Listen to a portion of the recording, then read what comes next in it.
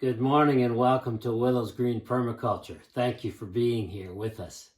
Today we're going to be talking to you about peppers, LUFFAS, and ground cherries, sowing them in the early spring. But not only that, we're going to bring to you everything that we sow basically in the first half of March at the same time as the peppers, LUFFAS, and ground cherries. And so some of this stuff is going to be planted indoors, and some of it's going to be planted out in our unheated greenhouse. And some of it's going to be indoors, but in the basement. We're talking about onions and everything that we plant at the same time as them. We're talking about cabbage and everything that we plant at the same time as them. And peppers and everything that we plant at the same time as them. I'm also going to be talking to you about our different setups and giving you some really useful advice as far as how you can get the most use out of these types of shelves, and a little bit about the grow lights too. So if this is something you're interested in, then let's get started.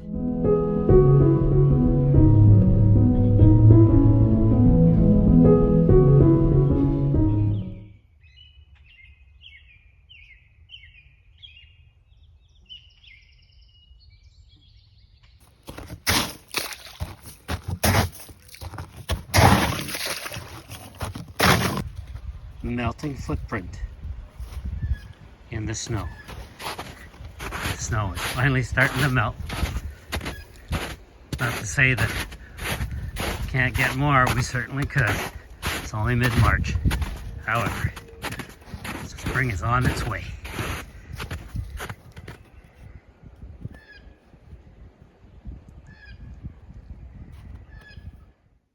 Let's start with some technical information. Trying to keep it simple, multifunctional, and affordable. Now, these shelves are great. We bought them a year and a couple months ago, but I quickly discovered how versatile these shelves are because I don't only use them for sowing my stuff indoors. These things come apart. They come apart really easily, and every piece comes apart. I can use them indoors. I can use them outdoors. These, for instance, when I'm ready to put my peppers into the greenhouse, well, the shelves are going to go in there with them. And then when it's time to harden my plants off, I've got some free shelves, then I'll move them into the garden and I will harden them off there on these shelves, because the plants on top will get full sun, the plants underneath will get partial shade. So depending on what their needs, it's really useful. Now, they can tend to be a little flimsy. Outdoors, I might take the bottom shelf off and just shove the legs right into the ground so that they're staked, or else I'll put a stake into the ground and tie it to the shelves. But another thing I've done is I've replaced the bottom shelf with the homemade type of shelf that I made out of just some scrap wood, and drill the holes for these posts just to give it a little bit more weight at the bottom. I also bought a section of PVC tubing that I just cut up into pieces the same diameter as the legs. This gave me a little bit more height to my shelves. These are a few of the things that I've done. Also, these shelves come with clips that hold the shelves in place. These particular ones came with only one per shelf, which I found kind of useless. However, I quickly found out that whenever you move these things, these clips, if you just put any pressure on these, the shelving part, the clips just come flying off. And so they're kind of useless. And so what I use is any type of twist tie. Is a really thick one, but you can use thinner ones. Just cut up some pieces of twist tie and I tie my shelves to the rods here, at least in the four corners. And that really works. Now, the other thing is, like I said, I only started using these a year ago. Because when I first started gardening 30 years ago, this type of thing was really expensive. At least for me, it was really, really expensive. They were so expensive that I didn't even consider buying them for years and years and years and years. And finally, Magali was talking to me about this about a year and a half ago, and she said, why aren't you buying those things? And I said, well, they're so expensive. She said, well, you should look at the prices. Well, they certainly have come down, way down in price in the last 30 years. And another thing I never bought at the beginning were grow lights. And once again, I only bought these just over a year ago.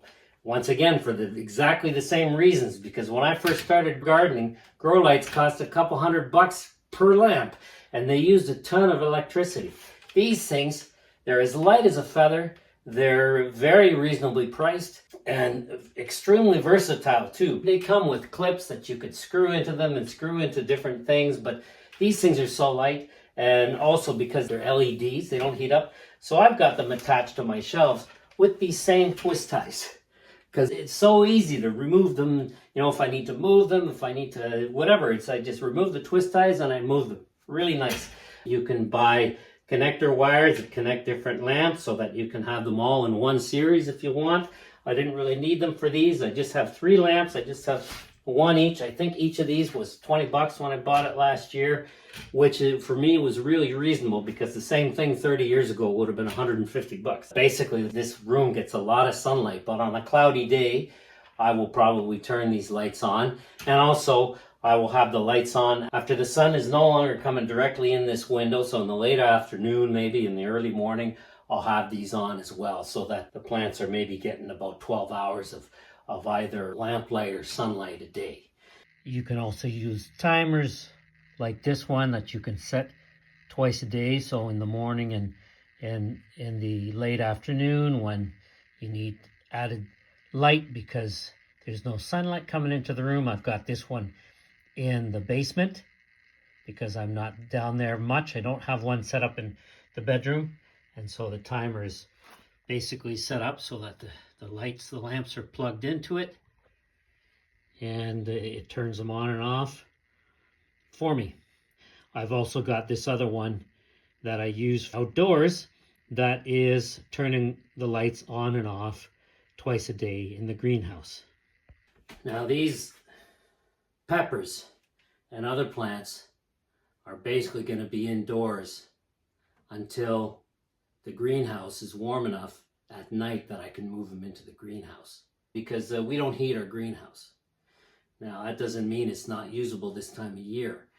In a couple days I'm going to be planting cabbage and lettuce and many other plants in the greenhouse, even though it goes down to -5, -6 degrees Celsius at night at this time of year.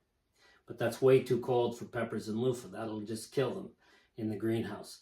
So I won't be moving these out to the greenhouse until there's no danger of it going down below freezing in the greenhouse. And that's probably not until very end of April or sometime in the beginning of May. So I'll be showing you that process when the time comes. And I'll also be showing you the process of hardening all these plants when it's time to transplant them.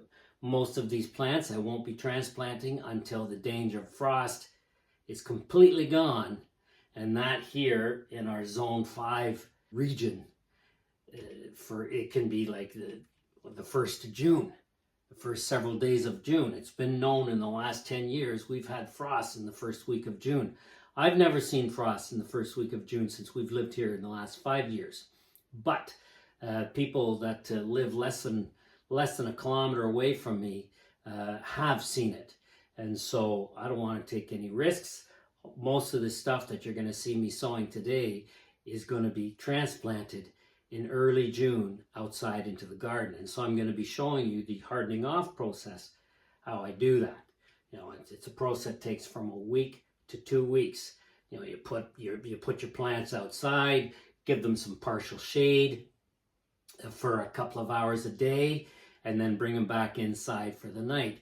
After a couple days of that, then you put them outside, you give them a little bit of sunlight and some shade, so you have to move them around outside for a little, have them spend some longer time outside, once again for a couple days. And then after that, then put them in the sunlight most of the day, and then bring them inside at night. So now we're probably at a week.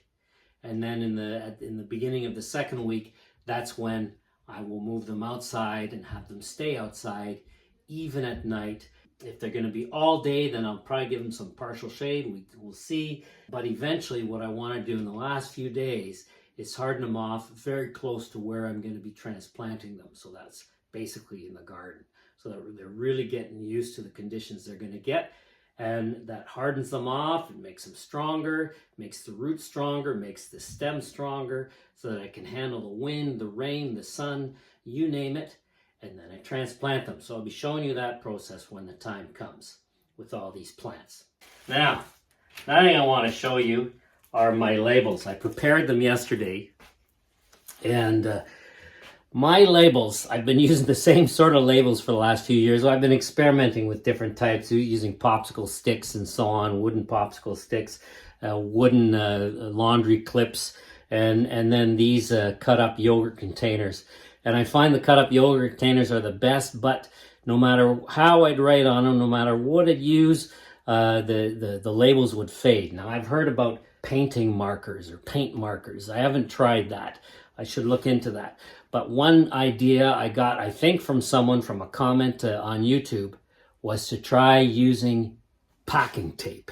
So I have covered my labels after labeling them in packing tape. And so now I don't think they will fade. And the packing tape, I don't think it's going to fall off. I suppose I could have tried Scotch tape, but Scotch tape would probably fall off after a couple weeks outside. I'm really interested because it's so important. These labels are small, but it's important for me to be able to see these labels so I can compare my results. When you're experimenting, you need to know your starting points. That's really, really important. And when my labels have faded, I have to go on memory. Okay, well, what did I plant here? And what was that? Like which variety and so on. It's really hard. And so with these, and what I'm probably going to do when I actually put them in the garden, because these are so small that they'll just disappear into the soil. They'll get covered and so on. What I'm probably going to do is staple these to some bigger wooden stakes so that I can see them. We'll see. We'll see how that goes. And we'll see how the painter tape works. I meant to say packing tape. However, I also have painter's tape in my back pocket as a second option. So, let's go to the greenhouse and get sowing. So I'm going to start with one of my favorite peppers, the Poblano pepper, chile ancho. I've got about 4 seeds left in this packet from a year ago, and then I've got all these homegrown seeds that had different kind of properties. These ones ripened until they were a beautiful brown color, which was really nice. These ones here were really kind of squarish and really thick, good for stuffing. And then these were just probably amongst our first poblanos that we harvested. So here we are in the greenhouse. Now the door's wide open, and it has automatic windows that open in the top when it gets too hot. And so the temperature in here is about 27 degrees Celsius. So it's really nice in here, but it's still going down to well below freezing at night. So these plants can't stay out here. Now this is the potting mix I use.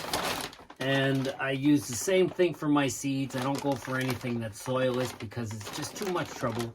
This is ProMix organic vegetable potting soil. It's got mycorrhizal ingredients in there as well to encourage mycorrhizal fungal growth, which will help the roots of the developing plants, and it'll help them help each other as well. And I've pre-filled my pots just to save time while I was filming. Now, I don't pre-moisten the soil.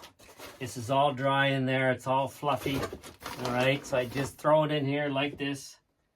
All right, fill them up. Most for peppers, I just basically fill them right up to the top almost. And it stays nice and fluffy. You've seen me do this before. Why? Because I like to have that fluffiness. I like to have all that air in the soil to help the roots, because you know, when plants are in pots, the soil can get compacted with all that watering, because they need watering in pots. Even if you're watering from below, if it gets too much water, the soil can get compacted. You don't have enough oxygen to the roots. It's like when you're walking in your garden. If you're walking too close to your roots, the bases of your plants, and you're hardening your soil, and you're making it harder for the roots to breathe. So I don't pre-moisten this. You'll see what I do to make sure that everything doesn't go flying after I've sowed the seeds.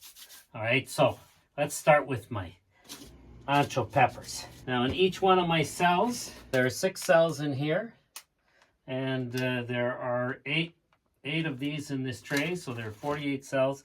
In each cell, I'm going to put 2 seeds. Now, this is an old package from, no, it was packed in 2024. It's not that old. No, this was packed for 2024. These seeds are from last year, so often with the older commercial seeds, they don't germinate as well. And in fact, one of these seeds isn't even a whole seed, so there are only 3 seeds in here. So in fact, I think I'm just going to put these 3 seeds into one cell, and then all the others are going to be all my homegrown seed. And the homegrown seed, I find I get over 90% germination rate, close to 100% germination rate. And so I'm only going to be putting 2 seeds in each cell, and eventually I'm going to be choosing the 1 plant out of the 2 that I'm going to keep, because in each cell there's only going to be 1 plant. I don't like thinning things out. It's just so much work that in the past I've put 6 or 7 seeds in each cell, and that's just made a lot of work for thinning out. And plus, with so many seeds, so many little, you got 6 or 7 plants in there, they're not going to grow very well at the beginning until you thin them out. So now 2 seeds, just 2 seeds for these guys. You'll see with some of my other stuff that I'm going to plant, I'm going to put 4 seeds. But for the peppers, it's just going to be 2. So now for this, these 3 seeds, I'm going to put them all into one cell. Now, I'm not going to cover them up yet. And that one cell, it's got its own little label. Now, beside it, I'm going to be putting 11 cells of these guys, 22 seeds. Now I just put the seed on top of the soil, and then I'll push it in using a little stick. There we go. But don't worry about planting the seeds too close together. I try and space them out nicely within the cell, but when I thin them out, I basically cut the plant at the base and leave the root inside. Just in case something bizarre happens with the plant that's left, the other one could always regrow. And if nothing happens to the plant that's left, then the other one, the one whose root stayed in the soil, well, that root's not gonna, it's not gonna grow that much, and it'll probably even fuse to the other plant. That's something that can happen. All right, so these are on top of the soil now, and I'm just gonna take a little twig from my wood chips, and I'm just going to push these down into the soil, because these should be about 1/4 inch deep. When I don't feel like doing this, I just use my finger. I'm going to push them down just a little bit. And then I'm going to sprinkle on top afterwards when I'm done with just a little bit of extra soil. But before I do that, I'll water too. Now let's go on to the next one. It's going to be 18 cells of squarish Poblano, I've called this one, because that was the shape of the plant.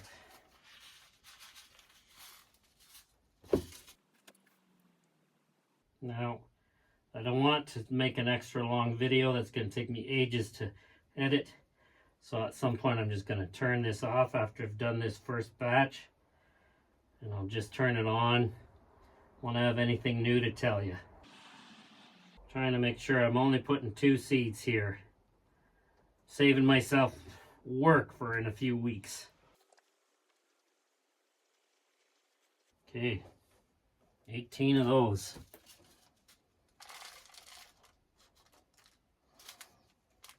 Now 18 Poblano ripe brown. Oh, these were the best. These were the best.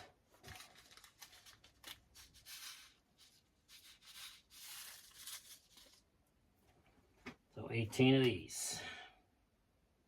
18 cells, 36 plants, but they'll end up being 18 plants.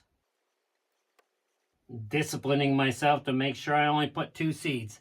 If I got 3 in there, then I pull them out. If I wasn't absolutely sure that these would give me 100% or over 90% germination rate, then I'd be putting 3 or 4 seeds in here. But I know they're going to give me a high germination rate. But even if they only gave me 50%, I'll still get 18 plants. And I don't even need all these plants. I'm planting double the cells that I really need. I'm planting, I think it's about 240 cells. And I only really need about 120 plants. In the main garden I put about 80, and then elsewhere I put about 40. However, if I can find spot place for 240 plants, that would be great. All right. Just gonna push these into the soil. I do with my little twig.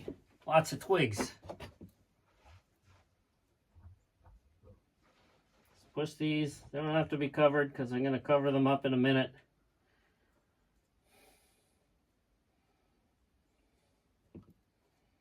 While I'm doing this, today I'm going to be sowing loofah.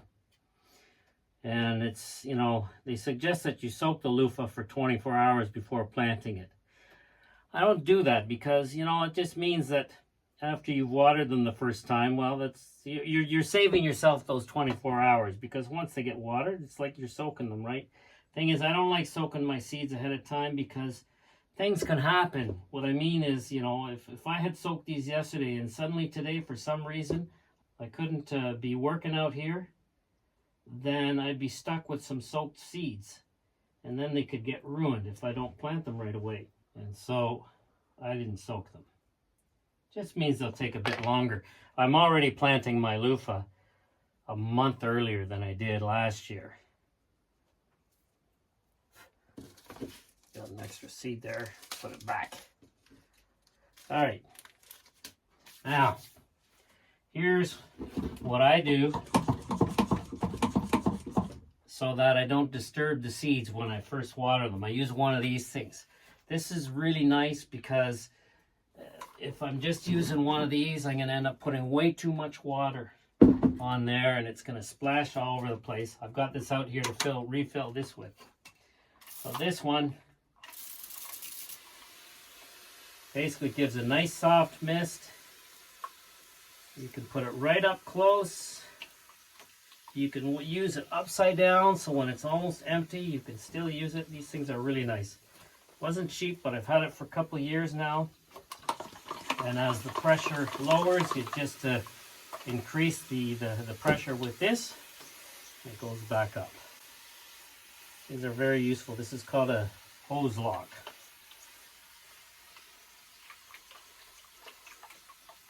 Now, I'm going to add some soil on top of this, but I like to water first like this. Make sure the seeds get nice and damp. And then I'll add a bit of soil on top.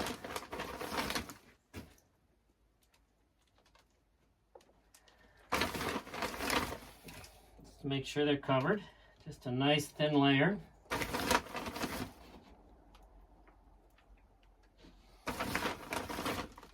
And then I'll water again, and they'll be ready. Ready to go inside. Actually, I can only carry these one at a time, so I think I'm going to bring it inside right away.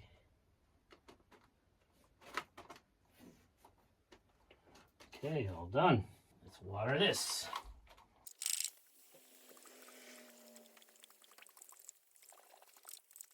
Now, once these are inside, I can always water them again. They're already in their tray here. March 10th, 2025, got my first batch of peppers. All sowed. Another 4 flats to go of 48 plants each. 26 degrees Celsius in the window here. I'm going to move this to the shelves to see if there's a difference. I'm soaking my seeds for about an hour or two before planting them. I'll plant these last, these loofahs. These are the Société des Plantes loofahs. They're all floating. These are my homegrown loofahs. They're also all floating. And these are the Seed Savers Exchange loofahs. Half of them are floating. 9 are floating and 9 have sunk to the bottom. If that means I only have 9 viable seeds, I'm going to be disappointed. Well, we'll see how this goes. More on these floating loofah seeds later. Next batch, some King of the North, homegrown, and some old Seed Saver Exchange King of the North. Let's see how these guys do. So, this one says biggest, best King of the North. It's the 15th September, 2024. 12 cells, 2 seeds each.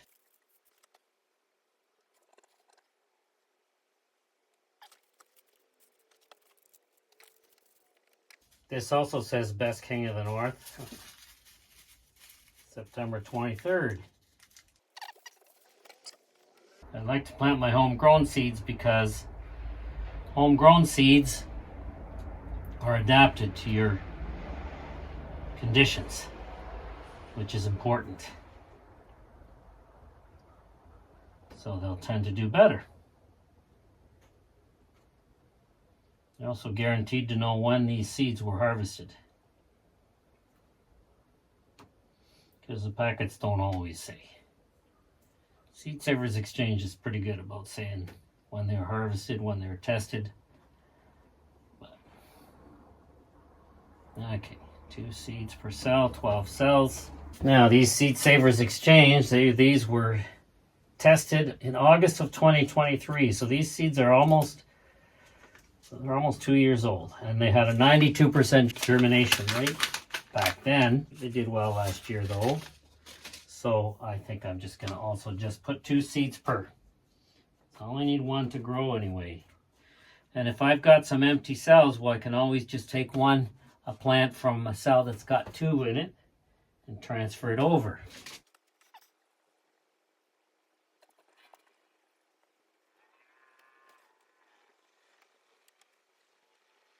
All done. These packs inside there. I'll remember what I planted together.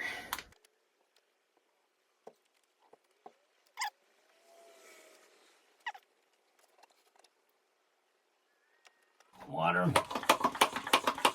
Now, while I water these, using one of these, really, this is only really getting the surface. And then I'm going to add soil, and then I'm going to water the surface again. But once these are inside, I'm going to use this other watering can, and I'm going to put water underneath the tray here, a little bit, so they get some bottom watering so that the whole tray is well watered.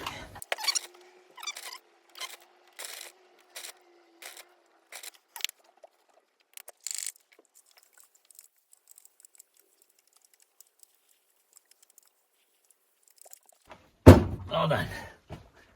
Let's bring these inside. This is one of my favorites, Jimmy Nardello. These ones stayed in the garage in our herb drying net. They were there from October 18th right up until today. So we'll see how they did. They did, because the garage will go down to close to 0 quite often, if not below 0 sometimes. So we'll see how these guys did. I'm going to be planting 18 cells of them. I'm going to skip over most of this. The Jimmy Nardello is one of my favorite peppers because it's a sweet pepper that behaves like a hot pepper for as far as growing is concerned. And what I mean by that, hot peppers, you get lots of pepper on each plant. You get lots of individual peppers on each plant, and the Jimmy Nardello is like that. So it gives you lots and lots of peppers, but they're sweet. I mean, I love hot peppers. They're great, but you can only eat so many hot peppers in the year. You eat too many hot peppers, then you're going to be asking for trouble in your stomach. And then anyway. So, but then again, you can always make, jelly out of hot peppers if you got too many. Oh yeah. I've yet to do that. I've yet to make a hot pepper jelly. I also forgot about the hot pepper chili powder you can make with dried hot peppers. Anyway, that's why I really like the Jimmy Nardello sweet peppers. And another way they imitate hot peppers, the Jimmy Nardellos, is they don't seem to have any problems with bugs. Bugs don't seem to touch them, just like the hot peppers. There we are. 18 cells of Jimmy Nardello. Actually, I'm doing 24 cells of Jimmy Nardello homegrown. I've got another bunch of seeds here. These ones, 6 of these. This was one that sat in the kitchen and dried whole in the kitchen, which is kind of nice. when they dry whole and you don't even open them up and you can collect the seeds. And it was in January I removed the seeds. Here we go. I'm pretty sure it was a Jimmy Nardello anyway. It was all shriveled up, but it looked like a Jimmy Nardello to me. There we are. 6 cells of those. 24 cells of homegrown Jimmy Nardellos. And I've got, on another flat, I'm going to do 48 cells of the Seed Saver Exchange Jimmy Nardellos. I figure I probably got enough seed left for that. Got to finish it up because I don't want them to get too old. Now, one of my favorites, I got some homegrown in here somewhere, yeah. Sweet chocolates. Those are the homegrown. These are the Seed Saver Exchange sweet chocolates. And these are the Société des Plantes sweet chocolates that I'm going to finish up in here today. So I got 3 cells of Seed Saver Exchange sweet chocolate. I mustn't have that many seeds left in here. No, I don't.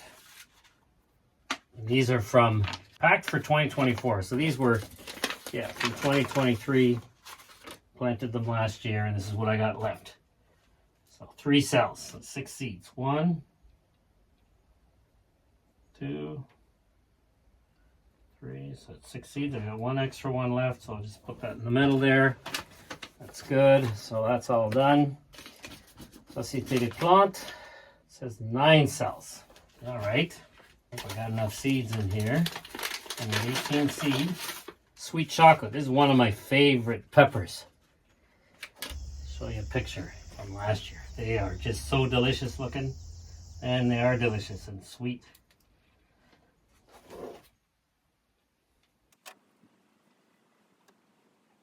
Oh, not enough. I got 4 seeds left in here. You know what? I'm going to keep them for next year.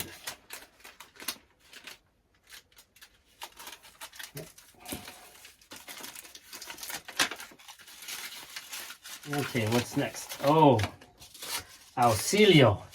This pepper is an interesting pepper. It's sometimes sweet, and it's sometimes spicy, and it's sometimes fiery spicy. But what's nice about this one, like the Jimmy Nardello, it gives lots of peppers. But it's a spicy pepper often enough, so that's normal that it gives lots of peppers. But unlike hot peppers, this is the size of a sweet pepper, like a bell pepper. It's maybe 80% the size of a bell pepper, and sometimes just as big as a large bell pepper. Really nice, and when they're that big, they're usually not spicy.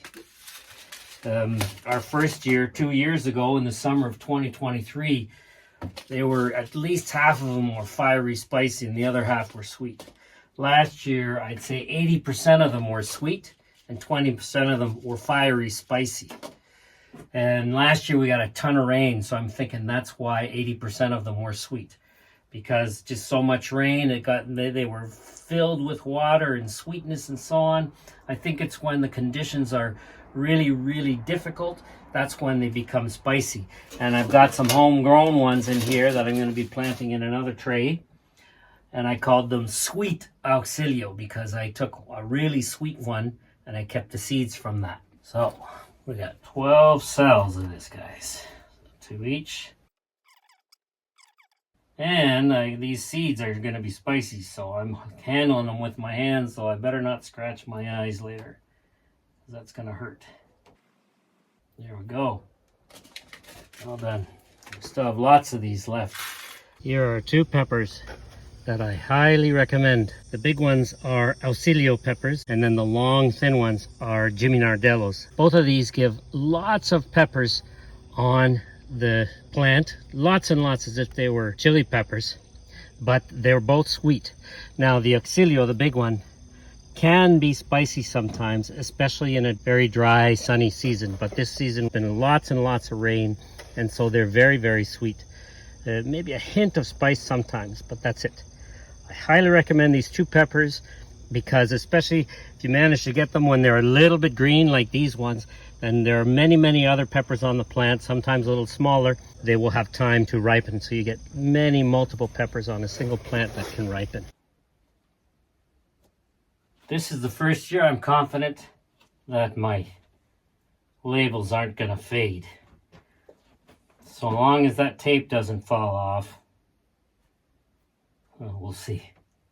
I haven't had a chance yet to show you everything that we plant with our peppers. We even still have some more peppers coming, along with the loofah, the birdhouse gourds, the ground cherries, and hollyhocks, and so much more. Along with everything that we plant at the same time as the cabbage, and everything that we plant at the same time as the onions. There was the pepper day, the cabbage day, and the onion day. 3 days in a row this week, and everything that we planted with them. Coming up also this week is everything that we plant at the same time as the beets. And so it's quite a big week, and there's still a lot more as far as our technical setup and our note taking and so on. And so we're going to try and cover all the rest of that in part 2 coming up next week. So I hope you stay tuned, and let's finish up this video. I hope you liked the video. Hope you found it useful. Hope you enjoyed it. If you liked it, then please give it a thumbs up, and please share it with your friends.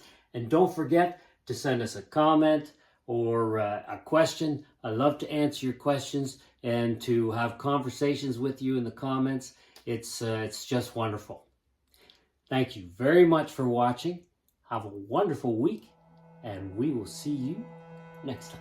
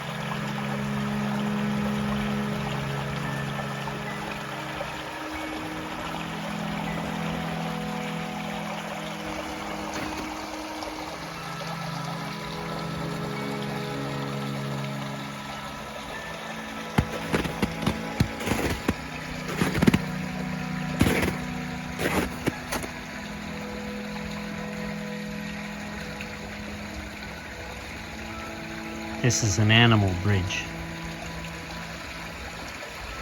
When we cut that tree, we just left this trunk right here.